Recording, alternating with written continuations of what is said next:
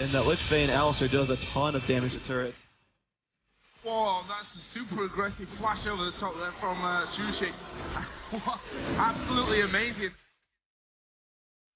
That is one turret dead, second turret dead. Oh, Fnatic going to win the Season 1 championship if they can hold on.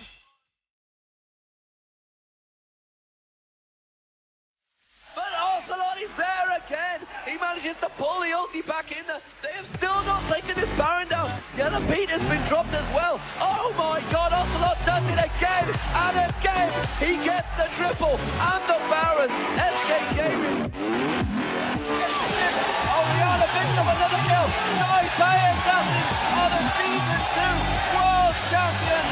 They picked up $1 million and the And now Genji's here as well. With the Zonies out on the edge of the fight. One more Alpha Strike. He can get another triple here. That is one. Oh, the Master Yi has the... That's the triple. That's the quadra. And the chase. And the kill. And the kill. He's trying to take the Nexus down. Is anyone going to be able to deal with this one? Catches him with another axe. He's very low. They're pushing on the Nexus to his back. He's back again. I do not believe it. He's stuck in there. Catching it. Takes down the Nexus. But now he can go crazy. That game was amazing. That was the best thing I have seen in the entire history of League of Legends.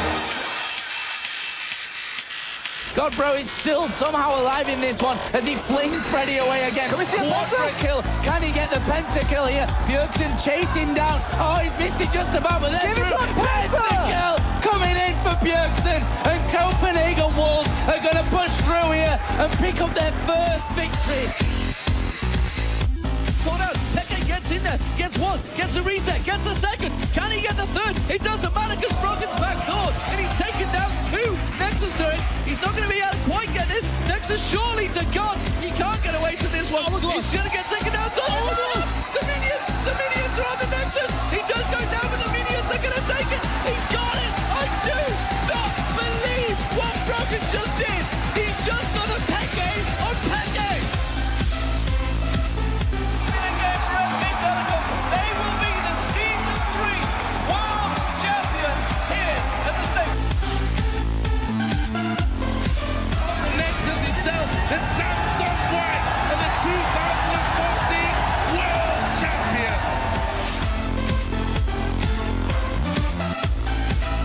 And there's the death bar coming in. And will it be enough? The pop and the ignites.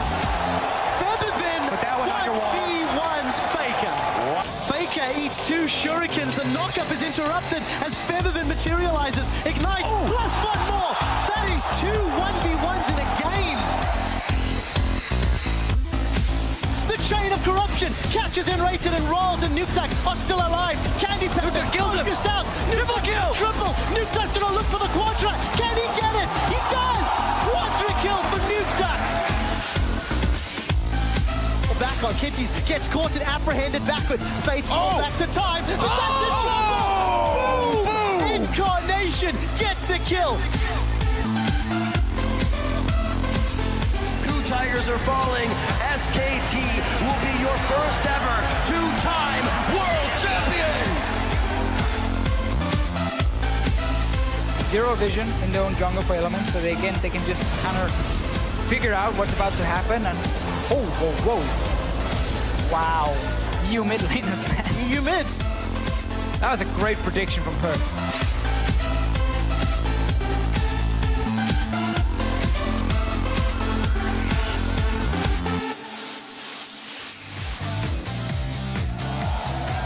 Good evening, ladies and gentlemen. Welcome to Mid Lane Week here, coming to you live from the European LCS studios in Berlin, Germany, where week 4 of the summer split is about to get underway. Everyone's hyped, and weren't we after seeing that video? The crowd outside enjoying a bit of the sun, and then Schalke having a last-minute strategy session. The before taking to the stage, as well as Roccat looking fly before they start to face Vitality. Hello, I'm Evie Schock-Portre, and joining me at the analyst desk is Mitch Kreppel-Voorspoels and Andy Verius Day. What an opening video. As you guys all know, it's mid lane week here in the European LCS. You had a thing or two to say about the TF backdoor of Frog, and though you, of course, were in the team when it happened. Yeah, that was it was literally a free win. We were setting up for the final team fight. I still remember it. I'm like, guys, okay, kite back, focus front line, we'll get them. We start the fight, and halfway through, we were suddenly losing it. I'm like, why are we losing this fight? Like, we're supposed to win the single hand. And then I look at the minimap and Frog is backdoor, and I'm like, Frog, and what the F are you doing right now? Just like win us this team fight. He's like, no, I got the backdoor. I'm like, Jesus Christ, you own all the fame to yourself. PJ Salt, yeah. Yeah, PJ Salt a little. Great moments though. Verius, it's just great. It all goes so fast that you kind of forget what a rival to history we already have here built up in EU. Yeah, I mean, it's strange to think that it wasn't even that long ago. I mean, Alex's pentakill on the Master Yi. I still remember his Kazakh's pentakill as well. I mean, so many fantastic plays from all over you. Slightly over exaggerated. Well, whatever. Let's hope we see a lot more of those big plays. Let's take a look at the standings as we approach the halfway point in the spring split. Obviously, Perks, we saw him there. G2 Esports is in first. Fnatic and H2K to round out the top three. All the way at the bottom, the Unicorns of Love, but interesting stuff in the middle of the table. Yeah, I think the big surprise here is the fact that Giants, after having a pretty terrible first 2 weeks, are currently sitting in 6th place right now. And thanks to picking up those 2 big wins, they've earned enough points to actually be rivaling the middle of the pack right now. Yeah, Origin in 9th place is something I did not expect. Yes, they lost their bot lane, but they were supposed to kind of kick ass here with Forgiven, and then that suddenly just stopped happening. Forgiven left the roster, now they have Expect on AD carry. That and Splice being tied for 4th place with Schalke, for me, are 2 of the biggest surprises so far. Super interesting to see how everything will evolve. And this week, we are celebrating the European LCS's mid-lane might. And to start things off, let's take a look at our top 5 plays from the center of the Rift so far this split. First up, at number 5, it is Febivin showing off the Zed, that 1v1 faker, twice. Oh, Judy one. Moves in, moves out, throws down some abilities. That was dirty. Super clean.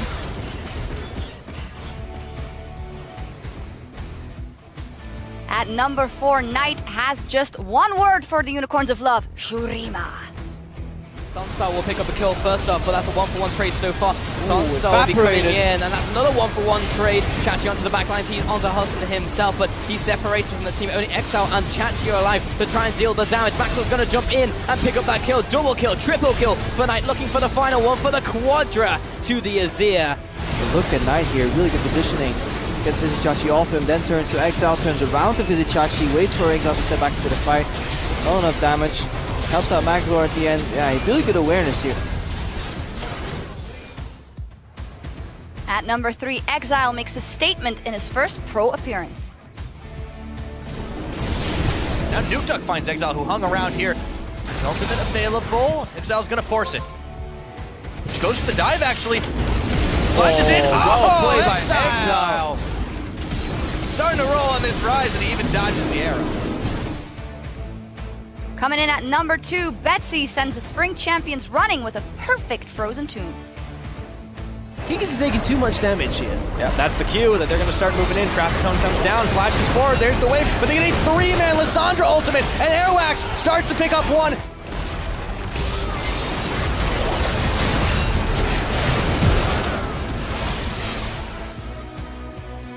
And our number 1 mid lane play of the summer so far, it's Perks doing Perks things. Trick looking for the angle on the barrel. Trashy and Senkuk's going forward, but now the flank comes out. That's a moment of misposition. Hop goes the Casio. Domination coming in for G2 once again. Hop, skip, and a jump back into Mithy to pick up the return kill, but in the end, he's still going to drop. And Perks, the triple kill. What? The quadra kill coming in. This man, 1v5, the dream for the Vladimir.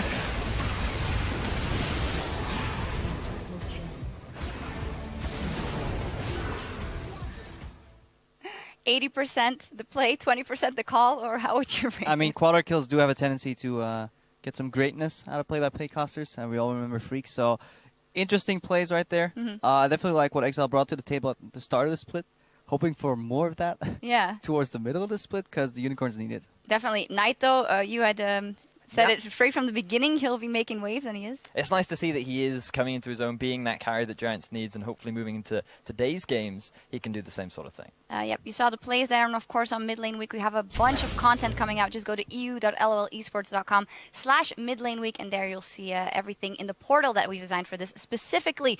However, there are also 5 matches on the slate today, starting in just a few minutes with Vitality jumping onto the Rift against Giants, followed by Roccat looking to extend their lead over the 10th placed Unicorns of Love. Meanwhile, we've got Schalke 04 battling it out with the league leaders G2 in the LCS arena, followed by our match of the week, Fnatic versus Origin. Yeah, Fnatic versus Origin was supposed to become somewhat of a staple classic here in the European LCS, rather. Not in the Unicorns. LCS. Kind of sad what it may have become, depending on how Origin perform after another week of practice. They have recently given over some of the manager tasks to a new CEO, which means Expected can focus solely on gameplay and maybe like the in-team environment. But I feel that change comes too late and needs a little bit more of growth time. So right now, Fnatic heavy-handed favorites. Definitely. We'll see how that plays out. This week's games will also be played on patch 6.12. Not the biggest patch, dubbed the ARAM patch, of course. Verius, what do you expect coming in here on the competitive? Well, we have seen a couple of changes to Corki. We've seen a couple of changes to Fizz as well. They wanted to nip that in the butt very early on. And also, we have seen some changes to the Last Whisper items. Adding plus AD to those two, I think, will be a big factor down in the bottom lane. We've also seen a couple of plus 5s, minus 5s onto some of the items to help the late scaling and mitigate some of the early power that some of these items have. Yeah, we'll see what happens. As said, it is mid lane week, meaning we will be joined by some kick-ass mids on the desk today. Febiven and Perks will be joining us later, but we want you to join on Twitter and tell us your questions at LOL Esports with the hashtag AskAMidlaner so we can get your answers later today. We'll see what happens, and it's always a lot of fun with those two. Yeah, it's always some banter. Hopefully we can keep the broadcast clean of any swear words they're involved. We'll see. I can't promise. So while the teams are setting up on stage, let's dive into our first matchup taking place in the EU LCS arena. Schalke taking on G2. Schalke, a winning series versus Roccat last week. It's safe to say that the hype of week 1 died down, and they are starting to look like a solid middle-of-the-pack team, which is still better than some of us had expected coming in. Yeah, it certainly is. Schalke in their games up against Roccat last week were better than what we've seen in the past. Their drafting in particular was very good. The way in which they executed that composition with the poke and the siege was actually really impressive to see. Yeah, they had a game plan. They were executing it. Right now, when Nif drafts them a slightly more difficult composition, this Schalke team can actually perform in it rather than what we've seen from Lostwit's Elements, for example. They have shown that they're a level above the bottom, but still a distinct level below the top 3. I think very similar to Splice in that regard. We'll have to see if they can challenge the #1 team here. G2 obviously tied in that match of the week versus H2K last week, but they beat the Unicorns of Love. And we looked at that series, and at some point we said, well, there's no way G2 is losing this game, but it did look tight. At one point, they could have closed out, right? Because the Unicorns were super far ahead. They certainly were. I mean, the Unicorns had a great early game. There was so much pressure coming out from both Move and Exile to try and shut down Perks and build an early advantage that the early game was going great, but they just couldn't quite get the tools needed to really close things up. Yeah, and we also saw something that we need to see more from some of these top teams, which is coming back from a deficit, because not always will things go your way, and I think that marks the difference between like a top 6 team and a championship contender, when you can actually crawl back out of those mistakes that you did in the early game. And we saw that from G2 Esports. Mithy actually touched a little bit on that in the post-game interview that he did.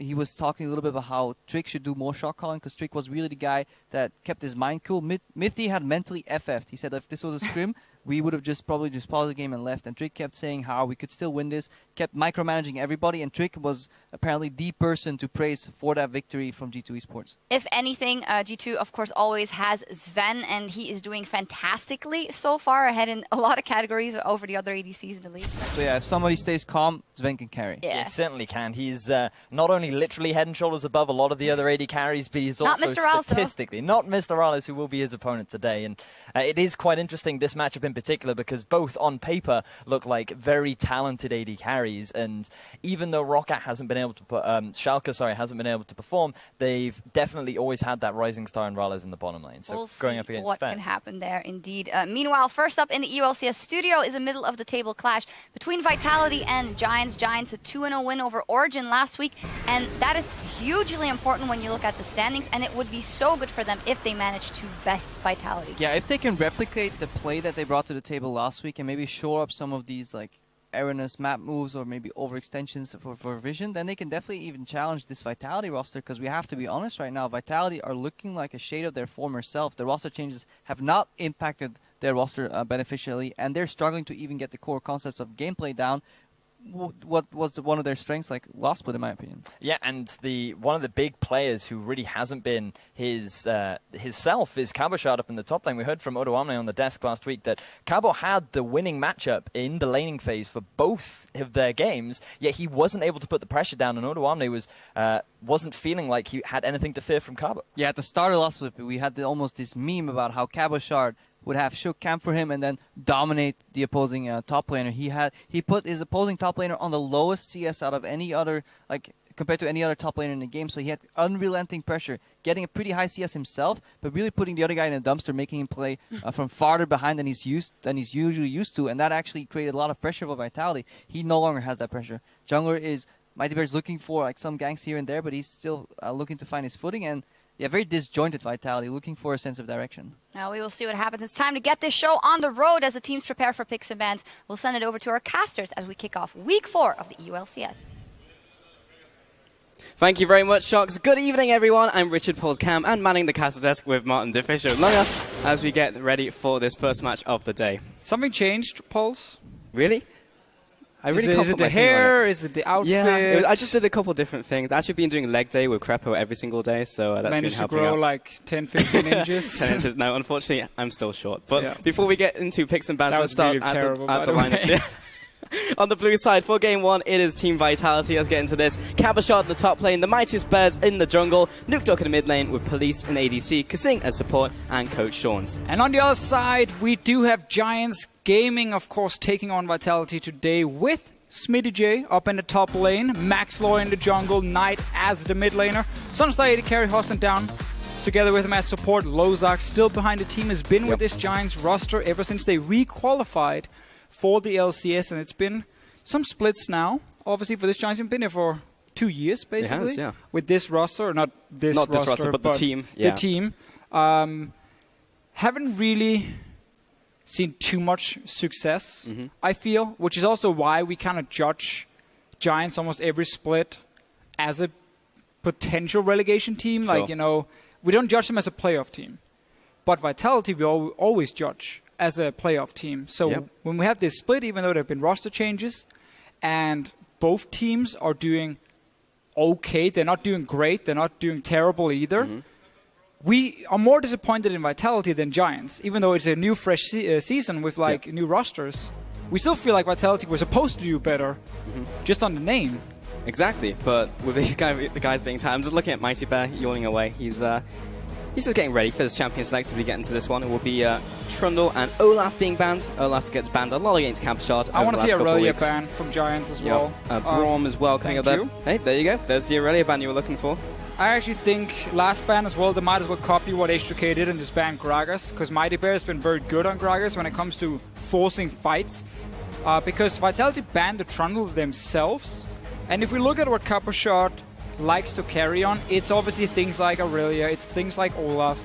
Well, that's banned away. Trundle would be another option for Cabochard, but that's banned by Vitality themselves. So once again, we have a situation where the team against Vitality, they pinch the top lane pool. Yeah. And I think Gragas would be a good last ban. So I'm really happy with this one. 2 out of 2. Yay, we got Boom. the predictions right. Perfect. So what does Vitality go for from here? Looking at a potential Maokai. I mean, they're definitely not looking at the Maokai. I think Karma would be a solid first pick. Yeah, then there's Nidalee. Nidalee is another solid one. We know Max Lore can play it, but Karma has become like one of these picks that's always contested early. Obviously, Vladimir open too. It's a good point, Pulse. Yep, it is. Vladimir open, Rise open, all these high priority bans. Nidalee, as you just mentioned. Karma has often been like a first pick, first rotation, as you can flex it in mid and support, of course. So seeing a lot of that recently. Giants, they have the pick of the litter now that Vlad's been taken away. Do they pick Rise though? I mean, if you are Giants, I don't think you need to pick Rise now, first of all, because Rise in Europe would normally just be a mid laner. Same for Vladimir. We don't see Vlad top almost ever. So I don't think you need to pick it. I definitely agree with the Karma lock in here from Giants. And I think Shen as well.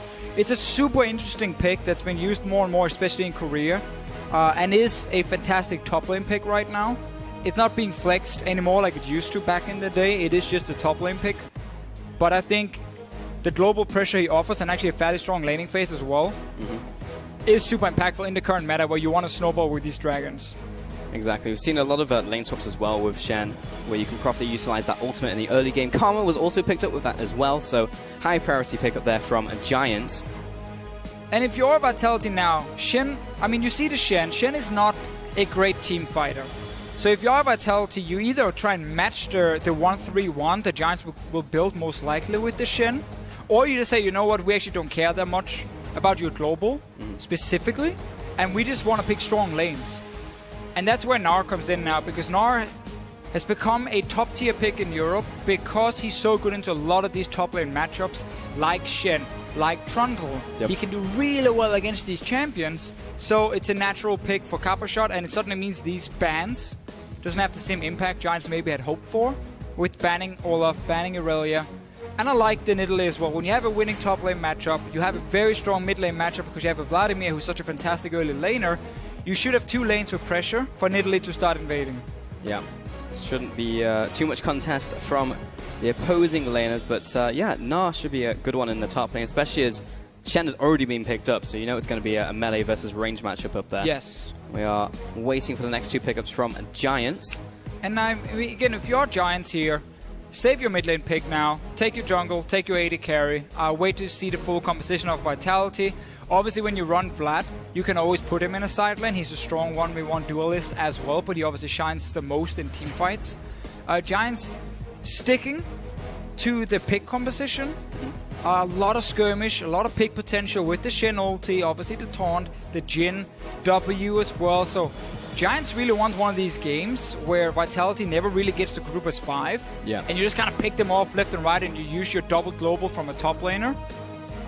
Problem is, these comps are very difficult to execute. I was just going to say, is this a Giants composition? I don't think it is. I think Giants have been doing well when they got to like just play team fights. And I think this composition will not want to play team fights against what Vitality have been drafting so far.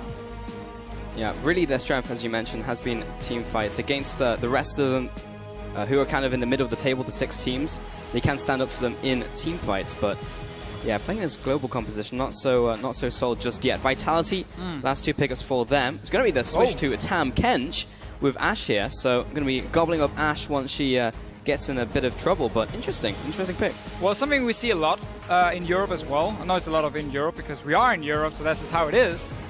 We see a lot of supports being last picked or last rotation, simply because there are so many options for support. Like, there's so many viable things.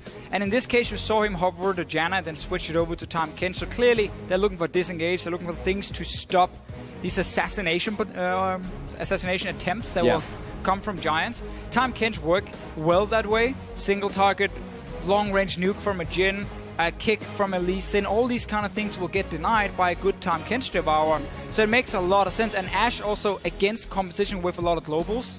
Ashe has always done well because she can force fights every single time, and she's proactive every single time. So she forces you to use defensive Shen ultis instead of you setting up the dives yourself with the Shen. That's at least what Vitality are trying to build here. It is going to be 1-3-1 from them, but with more focus on team fighting to win the game, where Giants are definitely splitting up things. Yeah. Last pickup was Zyra. I remember last week I was watching Hillesheim just get nailed by Ashe arrows over and over and over and over again on Zyra. So hopefully we won't have the same performance this time around as Hustlin.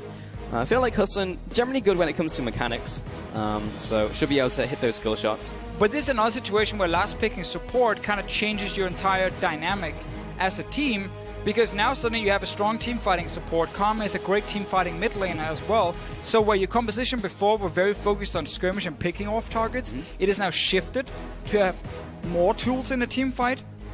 It's just the Shen who's honestly a weak fighter, but so is Nidalee, if we take that as an example. So I definitely feel Giants now have more options when it comes to team fighting. My only concern is just the lack of tools for them to start fights against the Tam Kench, because it's always like one guy trying to make a play. Like, it's the Jhin trying to catch someone from long range. It's the Lee Sin trying to single out one guy. If the Tam Kench is there, that gets denied. Zyra is fantastic if you run at her. Yeah. She's not very good if she has to run at you. So I want to see how these fights are being set up. It's a lot about who's first at objectives and have the vision control around and then forcing you to run at them. Obviously then, suddenly you get a good engage. Zarya gets caught out, as you said, and she's down. We'll have to see if Giants can execute this composition. Very interested to see if they can do that, but you just saw the hashtags VIT win or GIA win as you get into game. We'll be checking in what you think later on, but we are now onto the Rift with our first game of the day here in the studio between Vitality and Giants. I think you raised a very interesting point earlier, Deficio, that our expectations are always, no problem, are very high for Vitality, but I think we need to change them, and this game is going to be very important for both the teams. We both look at these teams as being at the bottom of the table, trying to escape relegation, then picking up wins here is very, very important. Yeah, exactly, because when Vitality made the roster changes, the Yanan change obviously wasn't due to the organization. It was also Yanan stepping away from the pro scene, so they had to kind of find a replacement fairly quickly there. But once they lost the AD carry, and then they made a change in jungle as well, Mighty Bear came in a bit of a wild card. We obviously kept fairly high expectations for this team and said, I mean, surely Vitality, when you have Coppershot, Nukedog, Kasing, that's a top 6 team. Right? That should be a top 6 team. But it's obviously hurt them way more than we expected. I think Mighty Bear as a jungler is good individually, but I think he makes some very poor choices in-game. I think he's very greedy in the way he plays. Like, he will go for ganks where it's a very low chance of it actually working, and then fall behind and farm or gives away his position on the map, and then suddenly his other lane gets ganked because he just showed top, as an example. So there definitely been some issues for Vitality. A lot of it is actually in the early game. And then when it comes to real late-game shot calling, where I know Yanan used to have a very, very good overview of the game, that definitely seems to be lacking for the team. Just interesting looking at these Keystone Masteries as well. Fairly standard from Vitality. Something a little bit different from Nukedog compared to other Vladimirs. A lot of them like to run Storm Raiders, but some people do run the Strength of Ages just because mid-game it's actually really nice having a lot of extra health. Kasing being very annoying. Is that actually a kill onto the Merkle? Don't think it is. He's just buying... Oh, there it is. Wow. That is big for him. Even last one, he knows that the only people who can see that is us and the viewers. Because Giants are already away, so that's actually pretty big. A lot of experience for Kasing. It is a lane swap, Pulse, so let's just calm down, bring up some chairs. Gold claps. Got some meat on the barbecue as well. Meat on the barbecue. And now we come back in 10 minutes. Yep. Nah, that's not what we do in Europe. We talk lane swaps. We talk lane swaps. Well, we've spoken about a lot about lane swap, but just also going back to Keystones real quick. Triple Thunderlords over to Giants, actually. Sunstar not going for Deathfire Touch. Yeah, it's an interesting choice. I actually had the debate with Mr. Rowles about Keystone on Jhin. Deathfire Touch late game is fantastic. Like, when you have these high amounts of AD, it is a great DPS increase. Yeah. But early to mid game, getting that extra burst from a Thunderlord's proc is actually very good on Jhin. Makes him better again early mid game, and because you build Ghostblade, then a lot of your power is shifted towards the first item. And that's where, when you get your first item, you have the Thunderlord, it's a bit of extra DPS, it's good burst coming from him, and it can also surprise. Like, you gotta keep in mind, if you start getting the 3 or 4 hits as a Jhin, you know the crit is coming. Yep. Like, every single extra bit of damage really helps when it comes to then getting them as low as possible, land the crit. So it's just good for early mid-game DPS. Yep. Late game, you do lose out a little bit. I mean, ultimately, both Keystones are really good for him because they scale so well from AD, so it's actually not too bad. Vitality going for this very early Dragon on the strong side instead of swapping back and then giving it over to Giants. So high priority. That was an Infernal Dragon, though. Yeah, so obviously because it's Infernal, Vitality put a lot of value on it, but normally we never see teams do this after the first Tier 1 tower because you tend to fall a little bit too far behind in early experience and early gold in these swaps here. You can see now the Giants were actually fairly slow on taking the Tier 1 tower, which again allowed Vitality to take that Dragon, because it's not even like there's that big of a difference. Coppershot has been sitting in bot lane farming for way too long. If you consider the fact that now Sunstar pushed him away, same thing is going to happen like in 10 seconds on top side. That's not that big of a deal in the current lane swap meta. Like, Coppershot has been getting enough farm for him to be happy and not falling behind, and the team got the Infernal Drakes. Because Giants were so slow actually on the first push, Vitality's been able to get a decent early advantage by getting that Drake, because top laners right now are even. which is where you could sometimes see an issue like Capuchon would very early be pushed away from his wave because Giants were already running down to stop him, and then he would have to walk up to a lane pushing away from him, and he would be behind in farm. But that didn't happen here because Vitality were that much faster taking the first tower and putting Capuchon in that solo lane. Right. Not going to be too bad at all. Smitty J using his teleport there just onto the minion, so it means we won't be losing that one too fast, and we'll be taking away this tower. But actually, is that like the right thing to do in that situation? Because you have enough minions there to take down the tower. You're trying to catch up, basically, or stay even. Now, in terms of, again, the tempo of taking down this tower, I don't think you need teleport and lane swaps anymore to defend or dive. Where in the past you wanted to always keep your TP because then you could do these 4v3 tower dives. Yeah. If someone went to defend at some point, you would just like TP in with your top lane and just straight dive them. But because the towers are so strong in the early game, like with the first few hits, it's too risky to do anymore, so you don't see these TP dives, and that's why you can use it to kind of increase the tempo, make sure you're always there to not fall further behind in experience, as an example, and I think it's fine. Yep. I don't think it's a bad thing anymore. I haven't seen a 4v3 tower dive in the early game ever since the changes. Not for a long, long time. Maxlaw here is just taking away some of the camps on Mighty Bear's side. Well, of course, we do have this lane swap. Sometimes we've seen a pretty good synergy from Maxlaw and Knight, at least. But really, in this lane swap, not seeing a lot of interaction between these laners, and Vlad is just going to keep himself sustained in the mid lane anyway. See a bit of a trade here, but Karma is a pretty strong laner, so it's going to shake that off pretty fine. Yeah, she's a great early laner. You pick Karma for her pressure in the early to mid game, where she has a lot of damage due to very high base damage, obviously, from her. Yeah. That Mantra Q. Late game, it's kind of a sad story, especially compared to like Vladimir full late game. There's a big difference. So Giants are definitely not looking to go full late here with these compositions. They want to use the mid game to force plays around dragons, set up a few sieges on towers. Hustlin and Capuchon saying hello to each other. Again, it is some of these swaps where there's no action. It's just kind of quickly swapping around and then pushing in. Now we do get standard lane pulls. We do. And it's just about seeing if anyone really picked up a big advantage from that. But judging from the CS and judging from the experience, nothing really there. It's just about that dragon that Vitality picked up early on into this game. Yeah, now we just got to always look at, like, every single time lane setups swap around, lane assignments, you always got to look at the minion waves. Like, why are they doing this right now? So one thing Vitality noticed before was that in the bottom lane, Smitty J had this big wave that was going to be pushing down towards him, like a massive freeze he was building up.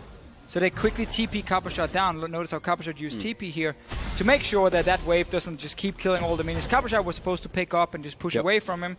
So they try and even that out. There will still be a big wave for Smitty J so he can catch up and farm.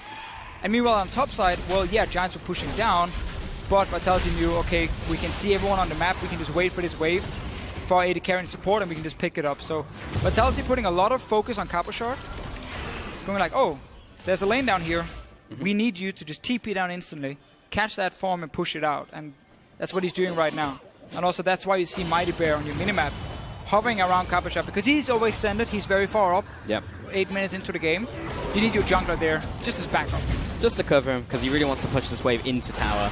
Make it harder for Smitty J to pick up all of these minions, but he shouldn't be too bad. Do have a lot of people from Giants reacting to the bot side now. Maxlaw is going to jump to his Grom, so Mighty Bear's not going to take this one away.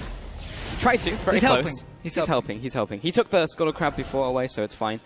You can see all those random seeds being planted by Hustlin, very annoying to deal with. Just passively, there's just seeds everywhere, and then you get hit by 4 plants at once.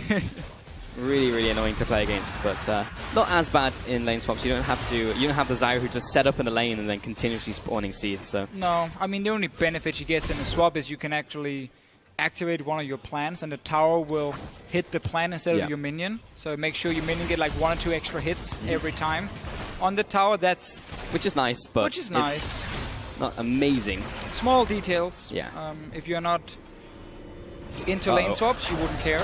Oh, Hustlin stops 2 people, but that's bad for Vitality. Yeah. Maxwell coming in from behind though. He's got Smitty J on top of him with the Stand United, and Knight is coming in from the mid lane. Kasing immediately dropped into grey health, focusing down this target. Moving on to Police as well. Fantastic route coming in from Hustlin, and it will find Kasing on the backside. 2-0 to Giants. That was huge that Hustlin managed to find the 2 guys recalling, because there obviously no tower For Vitality, an instant reaction. Shen ulti, TP from Karma. Great little power play from Giants, and when you are Shen, you can make an aggressive play and always return to your lane again and just try and save this tower. Capuchat got a lot of damage on it though, so Smitty will try and do his best to stop him from killing it.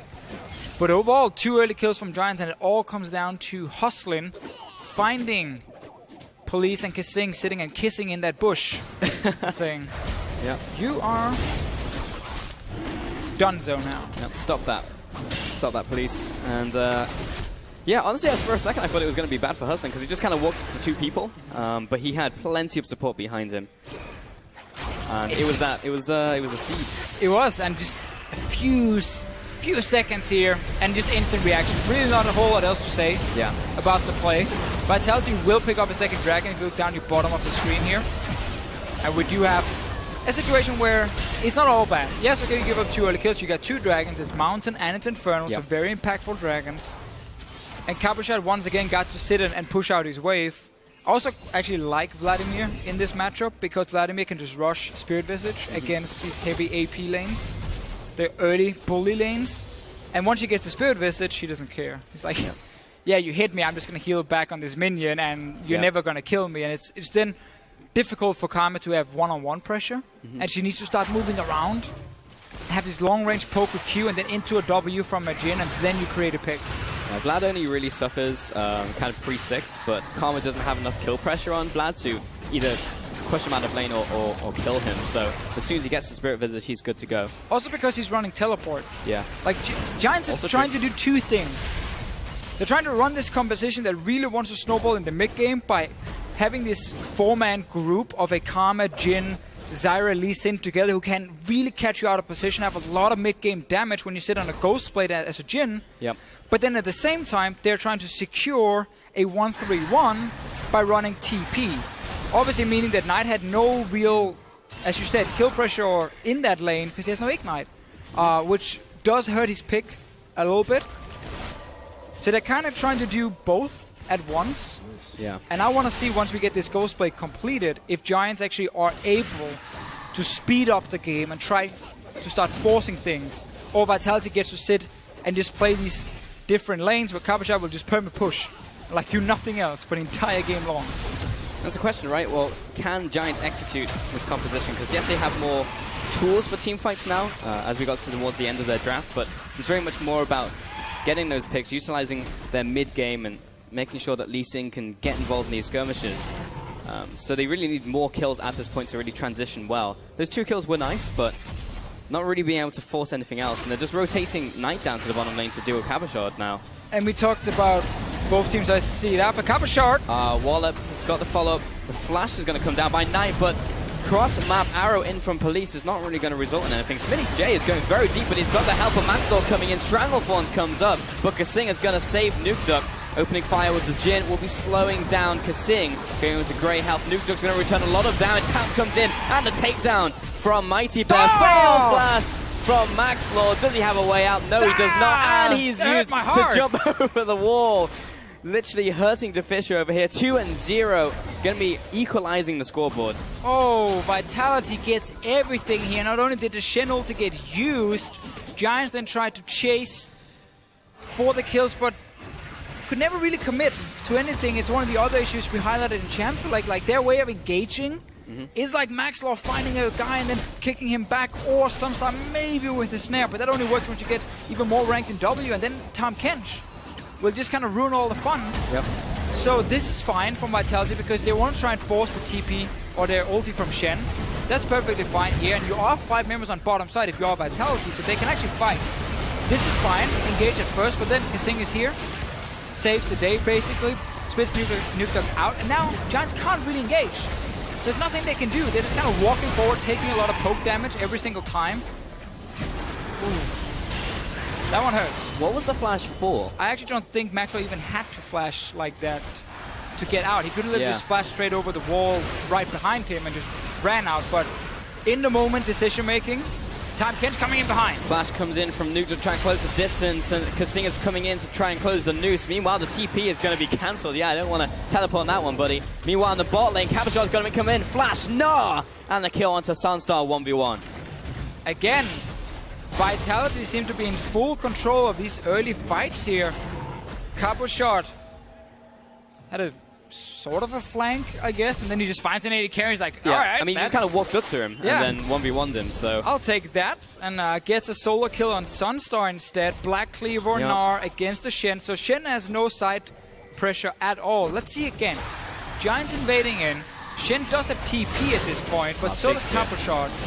Just a lot of early damage on the squishy Zyra, and Vitality instantly knowing they can just engage. And look here, to your right, Caboshot finds Sunstar, and gets you to single him out.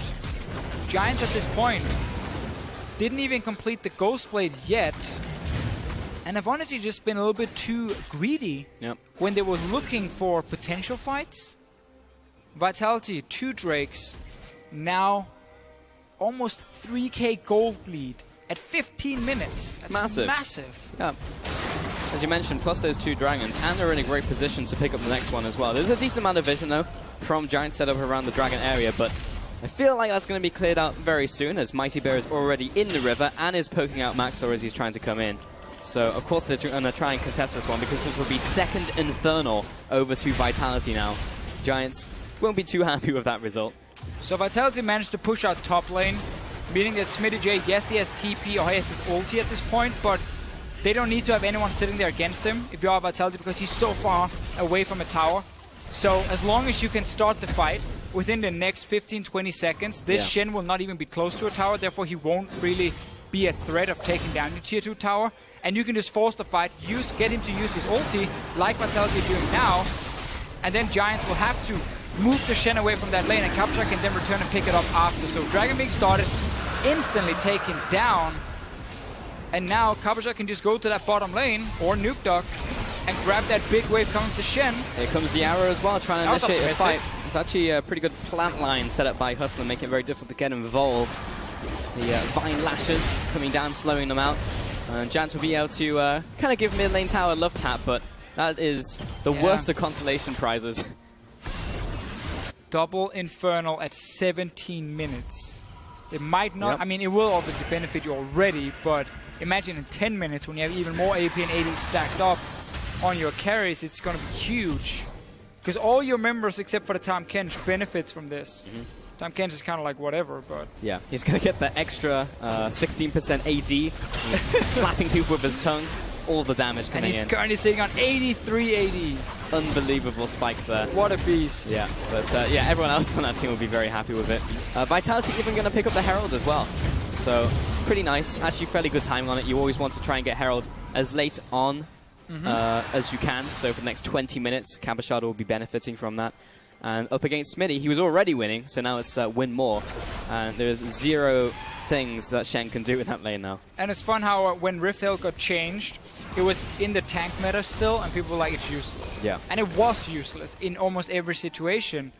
But Riot obviously knew what was going to happen in the next few patches. So suddenly it made a lot of sense, because then there's been a lot of nerfs to tanks. I actually think there's been too many nerfs to tanks. It's been like items, the champions themselves been nerfed as well. And then Rift Hell introduction here. Last Whisper just got buffed to make it even worse for tanks. Like there's been like multiple nerfs. Jhin is trying to fire away. I'm not talking about it because it he looks missed like everything. A situation where getting a kill would be very difficult, but it's fun out there now. Over so many patches there's been buffs or changes that it makes the life of a tank even worse. So it was already difficult. Here's the Last Whisper buff. Yep. And rest in peace, tanks. Shen is kind of coming back, though, because he's still good in swaps, and he's actually fairly decent into a lot of the carry matchups, like specifically Aurelia. That one can go either way, depending on early kills, early gold, early item spikes. But Shen is not back because he's a tank. He's back because he has a global. That's fantastic, because he actually has a strong early game as well. That's why Shen is being used, and then you can create these picks with him with his taunt. Which is the great thing about Shen. It's not like people don't pick him because, oh, we really want a tank top. Like, we need a tank top right now. No, because then you go for things like Gnar, who has obviously a mix of it. Even an Olaf can be in there as an example. We've seen Fizz before. This has been nerfed on this patch. I actually don't think we will see Fizz that much anymore as a top laner, but he was another one of these hybrids, where he was both building tanky, but also had like one DPS item. Yeah. And not these pure tanks anymore, like, at least here in Europe, we don't see Maokai that often. We don't see Nautilus that often as these pure tank picks. That is a cue that you do not want to follow up if you're a Lee Sin. Maxwell's had some questionable, my mind's telling me no, but my body moments. You mean in the past? Yeah, in this game. A couple times. Just been jumping onto people and then almost getting hustling killed. But I just think Giants composition is something that's really good to run if you have great macro. Yeah. If you really understand how to set up sieges on towers and the side lane control, and you understand when to fight and definitely when not to fight, like how your comp can actually fight. It can never fight by you running straight at them. Your comp will be horrible then. And I think that's the strength that Giants have had, grouping up and just running at people. I agree. Yeah, because actually a lot of the teams who are around them right now are trying so hard to be good at macro that while they're like standing there with indecision, Giants are just like pull the trigger, run at them, and then pick up the team fight before the enemy even knows what's going on. And Giants, I feel like, are trying to be too smart here. Ooh, that is a 60% spear onto Hustlin. And yeah, this just isn't working out because Giants aren't able to get these skirmishes. That would have been 2 spears and a dead Zyra. Yeah, a little too obvious, I guess. Yeah, well, I thought the first one was, but... But exactly, the point is here that the Giants, when they have been successful, it's been team fighting compositions with Engage, right? Sure. And in this game, they kind of went away from it very early on. And we have seen them now try and run at these fights, obviously failing to do so, being caught out then. And where we had this mid-game of a Karma and a Jhin with Ghostblade, where Giants were supposed to be able to have a lot of pressure, start setting up around these objectives and towers, because then you don't need Engage. If the other team is stuck on the tower anyway, then who cares about Engage? Because you poke them out, and then you take the tower. And it's one of these situations, it's something I really, really love, is when comps have very clear ways of winning, and then a team, for whatever reason, can't get to play that way. Either they make mistakes or the other team outplayed them. And then people go, oh, that comp was terrible. Yeah. Oh my god, it was awful comp. And then the next game, another team runs it, and they're able to execute a mid-game. Oh, what a great composition. What a great comp. Yeah, like, could not have outdrafted them harder. Execution means so much, and some of these comps where there's a lot of risk involved, there's often also very high reward involved as well. There is, but you have to have the team who's able to execute on That's it. fair. Out of game, Sunny Skies. In game, also Sunny Skies. Got a third Infernal Dragon coming up this game. Man, Vitality's... That's a perfect game to go for early dragons. The perfect game. They knew it was going to be triple Infernal. They didn't, but this is working out really well for them. And oh man, I'm having flashbacks from the UOL game. Here comes Nukeduck for the flank, and Hustlin's dropping low. He's got the ultimate on top of him as well. Jhin is going to lay down some cover fire. He's going to help his allies. Hustlin will survive. Knight's going to step forwards, take some beating from Cavachard. Mighty Bear dropped very low, but is going to be saved out there by Kasing. Mid tower's being sieged in. Luckily, the minions have disintegrated. However, Dragon is live, so Vitality will be speeding on down there. Giants aren't too badly injured, so they will try and contest this. They're actually leading... Oh, here comes Cavachard looking for an ultimate. Doesn't really get it onto anyone, though. There's the flash. Ultimate onto 2. Nukeduck coming in, looking for the Tides of Blood. And Maxwell going in. He's looking for the kick onto Police. Gets the high priority target, but he had flash. Now Nukeduck's coming in into the Sanguine Pool. Everyone is so low. Mighty Bear jumps in. That's a double. That's the ace. In fact, a clean ace for Vitality. 5-0. It is so hard for Giants to find anyone to kill right now. Like it's like, again, it's one guy trying to make that one play and then single out a target. And that's the Lee Sin. No one else can do it from Giants. It's all about kiting back from them, or then maybe like a flash taunt from Smitty J. But he's often the guy TPing in just when the fight is about to start, and therefore he's not the main engage. He's here with the team. So they find Kasing at first. Then Cavachard is enough of a threat to force them back. He's sadly not for him able to find more targets. Sunstar gets the flash away. But now if you are Giants, you can't really turn around. This play for Maxwell looks very flashy, but the rest of Vitality can kind of follow, and it's so hard for Giants to do anything. They lose the third Drake, lose the Baron, third Infernal Drake, they lose the Baron.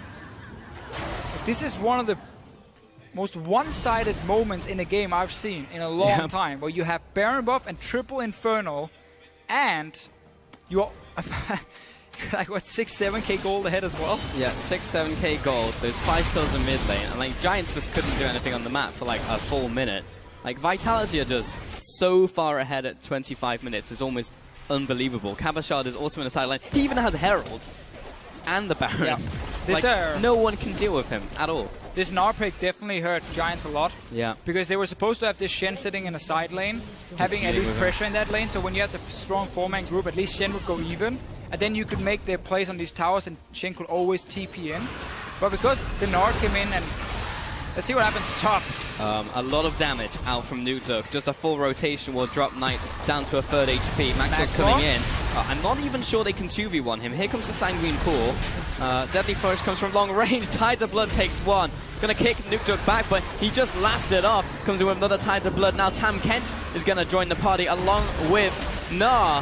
Sansar's gonna get locked down. He's dead. Police comes in from the sidelines. Hustlin's gonna lock him up. Do a max door. This will be a kill. Nope.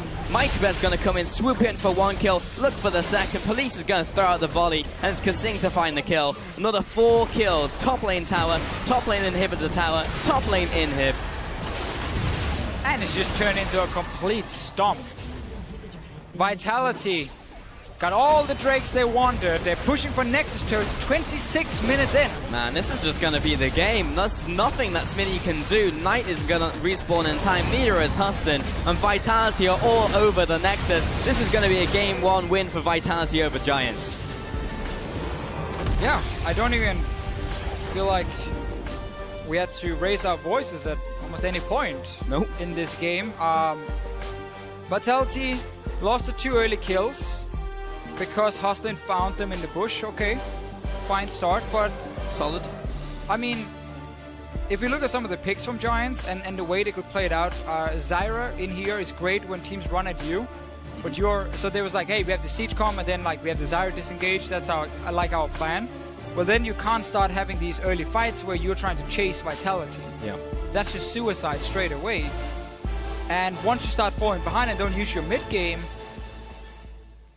Vitality was just in full control. I mean, this was just a composition that Giants could not execute at all in this game. And there were some problems, obviously, with the early fights. Yep.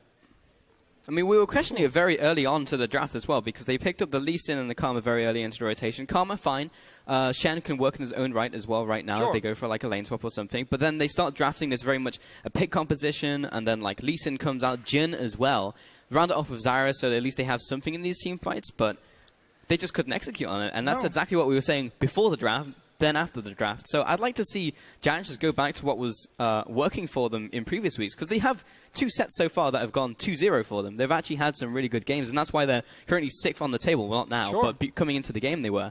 And they could probably deal with Vitality, but it almost felt like Giants outplayed themselves, and then Vitality just picked up the game from that. Yeah, I definitely didn't feel like Vitality had to force too many things at all. They just kind of early on understood in the lane swap as well, where they were slightly ahead in tempo. They could take that Infernal Drake, got a free Mountain Drake right after that. And then when the 3rd Drake were about to spawn, then Giants had already lost a few fights and were down and couldn't contest properly.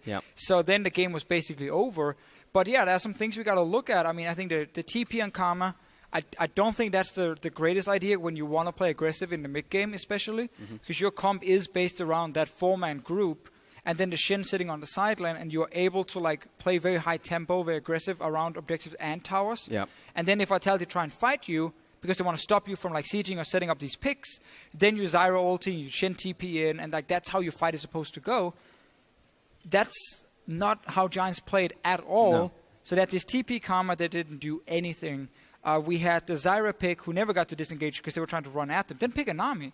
Like in Korea, SKT loved to run like Nami Jin because at least Nami offers some sort of engage. It's not perfect, but it's some sort of engage if you want to play that style. I think this pick and ban phase didn't suit Giants as a team. I think Vitality got everything they wanted. As soon as they saw the Shen, I was like, all right, here's Gnar. You banned 3 top laners. We just get a Gnar into Shen matchup. Perfect. Fantastic. Exactly what we want. And, yeah. Yeah, and that was pretty much the game. I mean, it just went perfectly for Cabochard, honestly, it didn't even feel like he felt any hurt from like the banning phase. Then he got like Herald, then he won lane, and then it was like nothing they could do from that point. We didn't even see Giants really get to utilize anything that's like strong on their team. We even praised them for like the synergy between Maxor and their mid lane Knight for some times, and then they weren't able to leverage that. They had teleport on mid lane, then Vladimir just went to level 6 and had nothing really to deal with, and then went Spirit Visage, and then what are you going to do as a Karma? So also he was unkillable. Right. And it was a lane swap, so yeah, I mean, I would like just to see a different draft, honestly, from Giants, because we usually don't criticize their drafts as much. But this one, I just don't feel that he can execute on it. I think you're completely right with the comment you made in-game, which was like, there's nothing wrong with the composition, but there's a problem with the team who's playing the composition. I think a comp could be slightly stronger, but yes, I do agree. We could see a team execute on Exactly, we could see teams execute this. Again, the Karma Jhin is something SKT has loved to run. At least more teams obviously around the world have been using it. Jhin has become a super strong pick right now in almost every region, but it is harder to execute, definitely. I would love to see Giants to say, you know what, boys, let's pack in like a Siva and a Lissandra instead as our mid lane and AD carry pick, and then just try and play really aggressive high tempo and just force team fights. Where we just dive them. Pretty much, that's what I want to see as well. But we have another game coming up soon. But for a look at the action going on in the LCS arena, we're going to send it over to Technically a Pirate. Thanks very much, Pulse. Great cast on the day so far. Looking forward to more from you guys. Now, while this was a very, very short game over here on EU LCS 2, Schalke and G2 are still locked in an epic battle. We'll take a look at a couple of clips that have already come through from the start of the game. It was a very slow game, but let's start by rolling it out. There was a first blood about 8 or so minutes in. Fox, he looked like he was safe, but all of a sudden, Trick comes right around the side and is able to knock him down. So that was about all the kills they had for a little while, but then at 15, things just start to break loose. The mid lane seems to be what everyone's all about here at mid lane week. This fight looks really indecisive for a minute. Both mid laners are starting to grab a whole lot of kills, and the victor's looking good, but then Perk's really starting to show up as well on this rise and just scaring everybody off it. That would eventually result in an Infernal Dragon for the G2 side. Now, it's been really back and forth. We've seen fights in the jungle. We've seen fights up the mid lane. We weren't able to bring you all of that, but it's been really crazy, and as of last seen, it's about 40 minutes into that game, 3K gold lead for G2. It is very, very close. So if you're interested, go ahead and check that out on EU LCS 1. For now, though, we are going to have to take a quick commercial break. We'll be back with more Vitality versus Giants in just 3.5. Oh, yeah, that was good.